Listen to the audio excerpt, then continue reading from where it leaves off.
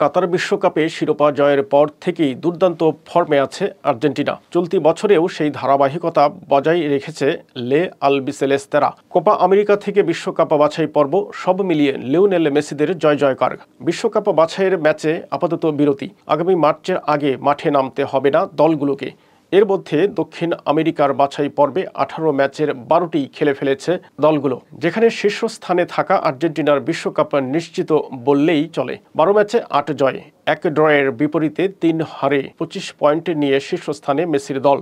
অন্যদিকে একের পর এক ম্যাচে বাজে পারফরমেন্স দেখানো ব্রাজিল আছে 5 নম্বরে। পরিবর্তিত নিয়মের কারণে ব্রাজিলকে আপাতত বড় বিপদ চোখ রাঙাচ্ছে না। তবে এই দুর্দশা দ্রুত দূর করতে না পারলে বড় ধরনের বিপদে পড়তে হবে 5 বারের বিশ্ব চ্যাম্পিয়নদের।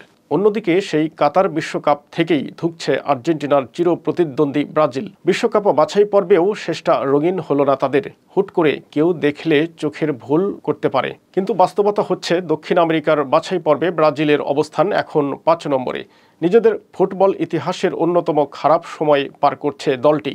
বাছাই পর্বে 12 ম্যাচের 4টিতে হারের পাশাপাশি ড্র করেছে 3 ম্যাচে, আর 5টিতে জয়। 5 বারের বিশ্ব চ্যাম্পিয়নদের পয়েন্ট 18। বিশ্বকাপ বাছাইয়ে এখনও 6টি ম্যাচ বাকি আর্জেন্টিনার। এর মধ্যে ব্রাজিলের সঙ্গেও একটি ম্যাচ রয়েছে। তবে কেবল একটি জয় পেলেই বিশ্বকাপের টিকিট কাটবে লিওনেল মেসির দল। অন্যদিকে ভেনেজুয়েলা ও উরুগুয়ের সঙ্গে ড্রয়ের পর 18 পয়েন্ট নিয়ে টেবিলের 5-এ ব্রাজিল।